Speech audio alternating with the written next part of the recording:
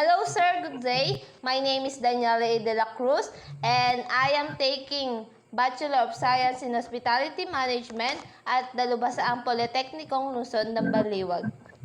How about you, sir? Hi, I'm Adonis Diconanan. I'm working at McDonald's Baliwag Highway since December 2023.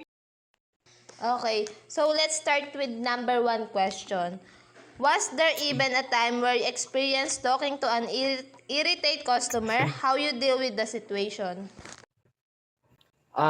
Bilang isang fast food service crew, maraming beses na nakaka-encounter talaga ako ng mga irate customer, which is hindi naman naiiwasan yon. So, here at McDonald's, we have a pattern kung paano mo siya mare-resolve. Yun yung tinatawag na last. So, syempre, the first step is listen attentively. Habang nagsasalita si customer about sa complaint niya, huwag natin siyang i-interrupt. So, mabuting pakinggan natin siya. Then, next step is will be to focus on finding a solution their concern. So, kapag napakinggan mo na siya, is doon ka nagagawa ng action na i-solve yung problem. Then, kapag na-solve mo na yung problem niya, is mag-thank you ka sa customer kasi yun yung pag-thank natin na ma-improve pa. Okay, great. Next question. Has there ever been a situation with your organization receive a negative feedback from your customer? How did you respond? So yes, we received negative feedback. Syempre asking the customer kung ano yung complaint niya. Apologize, then ibibigay namin sa kanya kung ano yung kulang namin or hindi namin naibigay. Para maging ano siya, satisfaction. Number three, can you describe an example of situation where you provided exceptional customer service? So we provided exceptional customer service by helping PWD or yung SCD sa front counter. And syempre, yung pagbubuhat ng mga tray sa table ng customer, then yung pagbubukas ng doors and pag-assist sa kanila sa pagtitake nila ng order sa kiosk na tinatawag. Okay, number four question. How does your company maintain customer satisfaction? So we maintain customer satisfaction is yung doing sa fast, accurate and friendly service and yung cleanliness of our store. Okay, number five question. What do you think are the most challenging part of being an employee?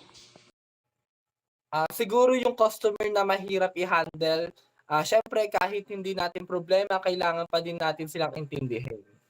Okay, number six question. What are the problems you encounter with your staff or fellow employee? How do you deal with it?